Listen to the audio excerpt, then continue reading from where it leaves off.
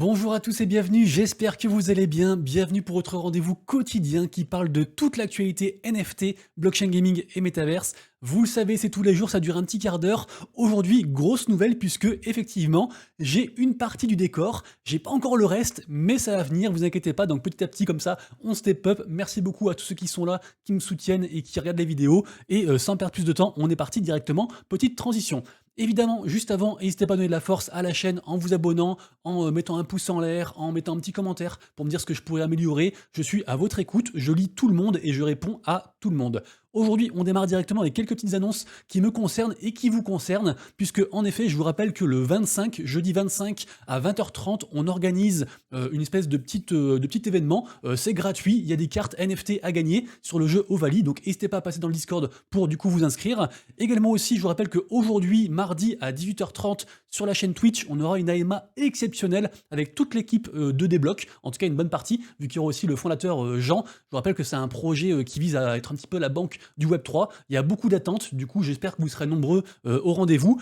Et troisième annonce pour finir, je vous rappelle que sur le Discord également, on a un petit sondage en cours pour savoir si vous voulez qu'on organise du coup un espèce d'événement gaming en mode genre tournoi sur une soirée ou sur une semaine, avec bien sûr du cash prize à gagner, qui serait bien sûr entièrement gratuit pour vous. Donc vraiment, n'hésitez pas à rejoindre les réseaux, à participer, à être là, et comme ça on propose des choses de plus en plus, et ça fait grave plaisir de vous faire croquer également. Et aujourd'hui, je voulais démarrer la vidéo avec une news d'ordre très général, puisque ça nous concerne tous, nous qui adorons le Web3. Figurez-vous qu'il y a la première Bitcoin Tower qui va du coup être construite à Dubaï. Le projet sera entièrement révélé pendant la réunion de la COP28, donc à Dubaï demain. Et le truc, c'est qu'a priori, en fait, ce sera une espèce de complexe de luxe hôtelier, et les clients seront aussi récompensés avec des NFT, en fait, suivant du coup leur application, un petit peu aussi en mode à la fois carte VIP, à la fois aussi carte fidélité. Donc du coup, un truc super cool a priori. Donc j'imagine que ce sera prêt dans très longtemps, mais en tout cas, on en saura plus demain, et ça reste un gros projet assez intéressant. Donc on continue ensuite avec les suites du drama par rapport à Ledger. Vous n'avez pas pu passer à côté, c'est impossible. Tout le monde en parle depuis plusieurs jours. Moi-même, du coup, j'en ai parlé plusieurs fois sur les dernières vidéos. Je vous rappelle que Ledger, ils ont publié en fait une mise à jour qui permet en fait de s'inscrire à un service payant qui s'appelle Ledger Recover. Et si un jour vous perdez votre seed phrase, en fait, il y a une manière du coup de la récupérer, puisque celle-ci est entre guillemets coupée en 3 parties. Et donc, en prouvant que vous êtes bien vous, vous allez pouvoir récupérer votre seed phrase. Donc, c'est un truc qui peut être positif pour ceux qui la perdent, mais en vrai, ça va quand même à l'encontre de la, comment dire, de la philosophie des cryptos, même carrément, j'ai envie de dire, parce que bah, c'est un petit peu ça le truc là. Hein. Je vous rappelle que not your key, not your coins, du coup, c'est plus vraiment ça dans le cadre de Ledger. Et forcément, du coup, Ledger, vous en doutez bien, ils ont communiqué de ouf de partout, pas forcément en bien. Donc, allez voir ma vidéo de hier, avant-hier, et un peu partout, vous verrez du coup les différentes communications qu'ils ont faites, plus ou moins maladroites. La dernière en date, c'est celle du PDG de Ledger, donc pas n'importe qui, hein, le PDG de Ledger, donc Paul Gauthier, qui surenchérit. Je sais pas ce qui se passe par la tête de ce mec-là, mais qu'est-ce qu'il nous dit? Il nous dit que si un jour le gouvernement exige les seed phrases des gens pour une raison, on va dire, de force majeure, et ben en fait, il devrait les donner. Donc en fait, c'est encore pire que prévu. Du coup, là, je vous raconte pas le FUD que se prend Ledger actuellement. C'est vraiment, on a pas fini d'en parler, je pense. Donc je vous tiendrai au courant, bien sûr, sur les prochains jours. Mais ça pue sérieusement pour Ledger. Et on passe ensuite à des chiffres impressionnants, puisque figurez-vous qu'au niveau de Bitcoin, au niveau des NFT Bitcoin, ça a généré pour 167,47 millions de dollars sur le mois dernier. Donc sur les 30 derniers jours. C'est juste fou. Alors bien sûr, on est encore loin par rapport à ETH, puisque ETH, c'est quasiment 400 millions. Mais on est du coup loin devant tous les autres, puisque ça a surperformé par exemple Solana, Polygon, etc. Donc c'est juste un truc de fou qui est en train de se passer actuellement sur Ordinals. Ça fait un bout de temps que ça dure, c'est pas prêt de s'arrêter, je pense, du jour au lendemain, même si pour l'avenir, sur un moyen long terme, on n'en sait rien du tout. Rapidement ensuite, vous êtes nombreux à m'avoir envoyé des messages par rapport à la vidéo de hier, où je disais que Franck, le créateur des Day Gods, avait acheté pas mal de collections NFT sur Polygon. Du coup, je vous partage aujourd'hui un thread de la part de Zerk, qui explique du coup quelle collection il a acheté, Franck, et pourquoi. Donc du coup, voilà, ça mange pas de pain, à vous de dig. Bien sûr, je vous conseille pas d'acheter, hein, c'est pas des conseils d'investissement, vous faites comme vous voulez. L'information suivante est très marrante, c'est pour ça que je voulais en parler, elle fait écho directement au Pizza Day, donc le fameux 22 mai de hier dont j'ai parlé sur la vidéo de hier. Du coup, donc Mister Pizza, c'est une collection NFT de 1000 NFT qui est en vente depuis hier, il y a différentes raretés, et ce qui est intéressant, c'est qu'en fait, les holders vont avoir des réductions très sympathiques, notamment par exemple, sur chaque pizza achetée, à partir de 12 balles, vous aurez 2 € de réduction, la pizza sera livrée dans une boîte VIP avec différentes couleurs, celui qui aura le NFT le plus rare, il aura genre 10 ans de pizza gratuite, donc différentes choses comme ça. Du coup, c'est marrant, voilà, ça me fait plaisir d'en parler. Je sais pas ce que ça vaut, hein, je suis pas allé voir qui est la team derrière ou quoi, mais je trouve ça intéressant. Des blogs, du coup, j'en ai parlé, c'est par rapport du coup à l'AEMA de ce soir, donc venez nombreux, sachant que je l'ai pas dit en intro, mais il y aura quelque chose d'annoncé, notamment des cadeaux annoncés, donc venez nombreux du coup à l'AEMA. Du côté de la marketplace, j'allais dire principale, mais non, puisque en fait ils ont été détrônés par Tensor. Donc en tout cas, marketplace, une des marketplaces principales de Solana, Magic Eden, qui nous annonce du coup le chapitre 2 pour demain. Alors moi j'ai regardé les commentaires et on est nombreux à dire mais chapitre 2, ok, mais c'était quoi le 1 en fait? Donc on n'est pas trop au courant. En tout cas, demain il y aura une grosse annonce. On voit sur la petite image ici qu'il y a différents NFT Solana type Solana Monkey Business, etc.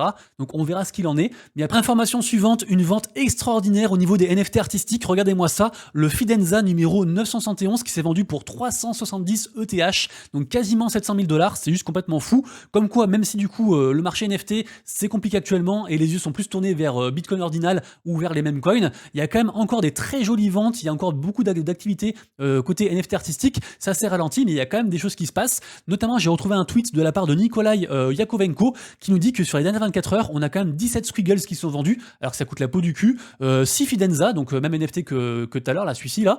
Également aussi des autoglyphes, enfin pas mal de choses. Après, bien sûr, ça fait aussi suite à la vente des NFT de Cereos Capital, dont j'ai parlé il y a environ 3-4 jours. Mais comme quoi, il se passe encore pas mal de choses. On passe ensuite à un drama sur Solana, qui est en fait un drama d'ailleurs de longue date, puisque ça fait écho à tout ce qui se passe au niveau royalties. Est-ce qu'on les enlève? Qu'est-ce qu'on en fait, etc. Ici, on parle en fait de Metaplex. Metaplex, c'est la boîte qui s'occupe en fait de la norme NFT Solana. Donc c'est un peu eux qui font, on va dire, les règles, notamment quand on renforce les royalties, etc. Et dernièrement, ils ont publié le nouveau tableau des frais par rapport à différentes actions qu'on fait en fait quand on génère des collections NFT. Donc c'est le tableau qui est ici directement. Et en fait, le truc, c'est que les gens sont en train de se dire, et ça fait déjà un petit moment que c'est le cas, qu'ils ont beaucoup trop de pouvoir, qu'ils font un peu trop la pluie et le beau temps et que ça a plu. Et du coup, il y a pas mal de scissions comme ça au niveau de Solana. Notamment là, on a un mec qui reproche à Metaplex d'avoir levé 46 millions de $ pour au final en fait faire que pouic avec cet argent-là et au contraire en fait d'aller un petit peu contre la liberté au niveau NFT. Donc on suivra où ça va, mais actuellement il y a aussi pas mal de concurrents qui se lèvent en fait contre Metaplex. Donc je sais pas trop où ça va. Je vous en parle quand même parce que ça affecte quand même un petit peu l'entièreté de l'écosystème Solana. Donc on verra dans les jours prochains. Information suivante, nouvelle annonce de Blur qui permet à 2 nouvelles collections d'interagir au niveau des prêts NFT. Donc à savoir, on peut mettre un de ces NFT en collatéral, emprunter de l'argent, ou alors acheter un NFT pour beaucoup moins cher et après payer après. Donc les 2 nouvelles collections qui sont du coup ajoutées sont Kampai Panda, qui est actuellement je crois à 1,5 ETH de floor price, et Redacted Remilio Babies, donc collection très liée du coup à tout ce qui est Milady Maker, dont j'ai parlé plusieurs fois. Donc pour l'instant, les prix n'ont pas trop bougé suite aux annonces, mais on va dire que plus Blur multiplie les différentes collections, et mieux c'est pour l'écosystème. La collection Shenzoku, qui avait fait un premier mint il y a un petit temps de ça, ont annoncé du coup le mint de la vraie collection, les Oku en fait, qui vont arriver donc pour le 31 mai. Je vous rappelle que ceux du coup qui ont les box de la fois dernière, les loot box, ils peuvent du coup avoir des whitelists, donc n'hésitez pas à checker. C'est un gros projet avec un dessinateur qui est le frère de Squeezie, si jamais. On a aussi Asher qui a investi dedans à titre perso, donc après ça veut pas dire que ça va marcher, mais en tout cas niveau francophone, au niveau de la com et tout ça, je me fais pas trop de soucis sur ça, et moi en tout cas c'est un projet que j'aime bien, avec un art que j'aime bien. Ils font aussi des mangas, ils font pas mal de choses.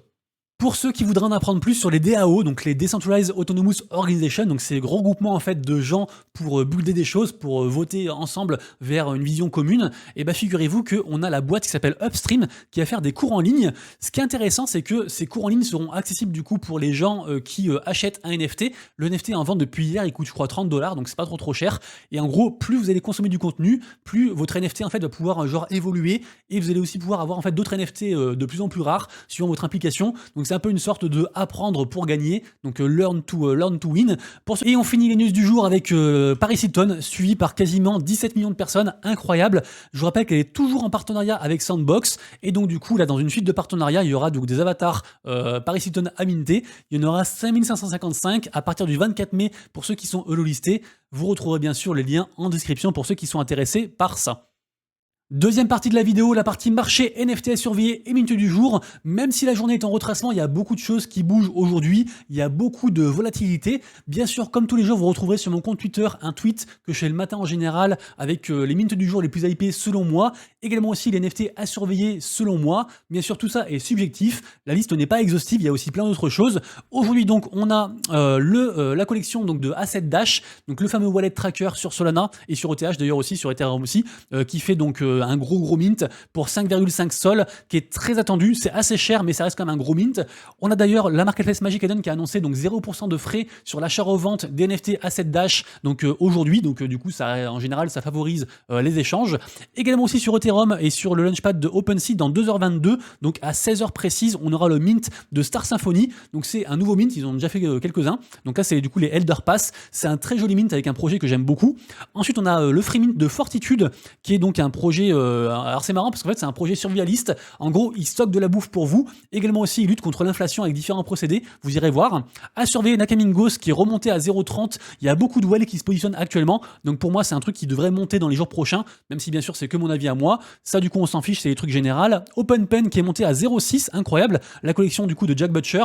Ils ont même d'ailleurs eu leur plus grosse vente de toujours en fait. Ils ont vendu un OpenPen à 18 ETH hier. Donc assez incroyable. Et là, on repart de 0,30. Donc c'est plutôt pas mal. C'est quasiment un x2 du coup sur les 15 derniers jours. Bitcoin Miladies qui stagne mais qui fait toujours des volumes de fou. Donc bien sûr lié directement à la collection des Milady Makers. Après voilà, ça surfe du coup sur Bitcoin et sur Milady, même si c'est une collection sur ETH.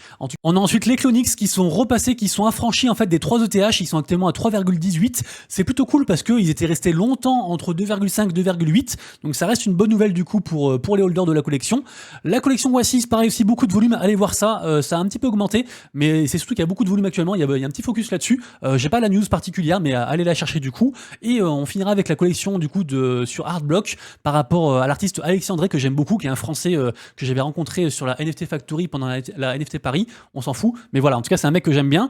Du coup beaucoup de volume aussi. Il y a pas mal de gens qui ont racheté du coup ça dernièrement. À la base c'était un free mint en plus, donc assez incroyable. On enchaîne aussi avec Onin Force qui du coup annonce une grosse news pour demain, donc le Comeback Tour qui devrait arriver demain. Donc on suivra ça. Je rappelle que la collection a fait quand même x3 depuis genre 15 jours, donc plutôt cool aussi.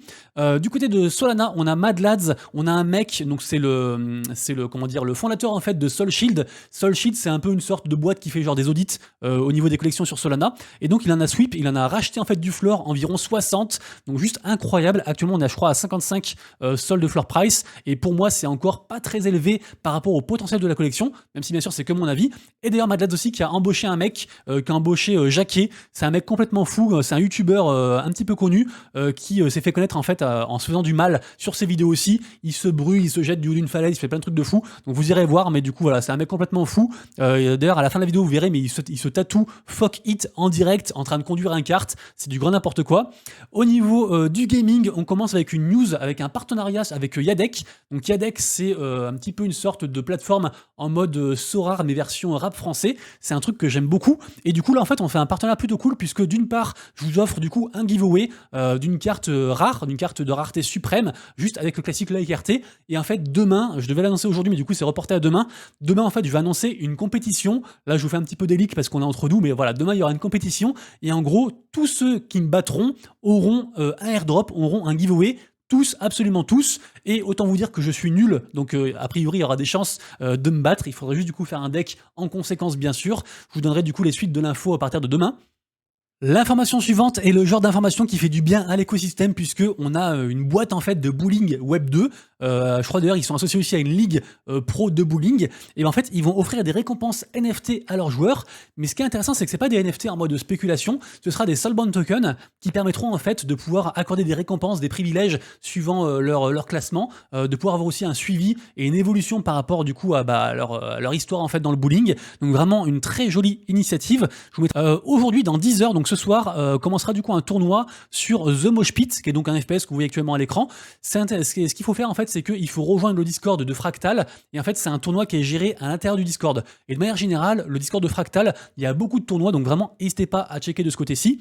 On a ensuite une très bonne nouvelle aussi pour l'écosystème gaming, puisque on a une boîte qui s'appelle OpenFort qui a levé 3 millions de dollars, et en fait leur but à eux c'est d'apporter des solutions à des projets Web 2 gaming pour en fait leur fournir l'infrastructure idéale pour se lancer en fait dans ce nouveau monde. Donc du coup c'est ce genre de boîte aussi qui contribue à comment dire, à agrandir l'écosystème, donc vraiment chouette. L'information suivante m'a laissé un petit peu dubitatif. Je sais pas si c'est une bonne nouvelle vraiment, puisqu'en fait on apprend là que Gala Games a fait un partenariat avec la plateforme de poker qui s'appelle PokerGo, qui à la base fait du streaming de poker, et en fait ils vont faire du coup une sorte de nouvelle plateforme qui va s'appeler Poker Go Play, et on va dire avec tout l'environnement immersif que le Web3 peut apporter. Mais du coup je sais pas trop où ça va. Je sais qu'ils avaient déjà fait des NFT PokerGo, mais ça reste quand même un univers très différent de ce que propose Gala Games actuellement. Donc je sais pas si c'est plutôt positif ou plutôt négatif. Dites-moi dans les commentaires ce que vous en pensez. En tout cas, ça montre, on va dire, une certaine envie d'aller plus loin du côté de Gala Games, donc on suivra. L'information suivante, c'est un coup de maître de la part du Move Towards Stephen, puisque c'est le premier jeu blockchain à intégrer directement dans l'application le mode de paiement en fait de l'Apple Pay. Alors c'est juste complètement fou, parce qu'en plus Apple, ils sont un petit peu contre toute cette histoire-là, de crypto, de NFT, etc. Mais il faut quand même redescendre d'un cran, parce que le truc, c'est que Apple Pay, en fait, ils prennent une marge de 30%. En fait, ils prennent 30% sur tous les trucs. Du coup, il y a des chances que les produits soient beaucoup plus chers en jeu. Donc, à voir si Stephen va prendre sur eux cette marge de 30% pour garder les prix, les mêmes prix en fait par rapport du coup à la plateforme sur, je sais pas, sur Internet ou ailleurs, peu importe. Ou si du coup ils vont devoir augmenter les prix. En tout cas, ça reste quand même les premiers à faire ça. On passe ensuite à Gods Unchained qui ont mis à jour du coup la nouvelle roadmap avec plein de choses de prévues. Donc, si vous aimez les jeux de cartes TCG, allez voir Gods Unchained, parce que ils proposent beaucoup de choses. Ils mettent à jour aussi le stacking. Il y a aussi une mécanique de soft stacking par rapport au NFT. Il y a vraiment beaucoup de choses. Il y a aussi des mécaniques améliorées par rapport au jeu. Donc vraiment, allez voir, c'est une de leurs plus grosses mises à jour du moment. Du côté de Ronin, qui est donc la sidechain de Axie Infinity, de Sky Mavis, et figurez-vous qu'il y a de plus en plus de jeux qui sont en train d'arriver. Alors pour l'instant, il n'y a pas trop de jeux dispo pour les Européens. Là, ici, on voit qu'on a Battle Bears qui est arrivé, du coup dispo pour l'Asie du Sud, pour l'Australie et la Nouvelle-Zélande. C'est une sorte de, comment dire, de Brawl Stars, j'allais dire. En tout cas, voilà, ça bulle de très fort du côté de Ronin. Et Alienward sur Wax qui nous fait du coup leur premier jeu 3D en mode Minecraft. Donc du coup, en fait, ils proposent différents jeux en plus. Alienward, si vous voulez, j'avais fait une vidéo dessus assez complète. Vous irez voir ça. Je vous le mettrai en commentaire si vous voulez, et à la fin aussi de la vidéo. Et en gros, voilà, c'est un des plus gros play to earn qui existe. Hein. Ça fait genre 2 ans et demi qu'ils existent. Ils sont premiers depuis très longtemps. Ils brassent beaucoup d'argent.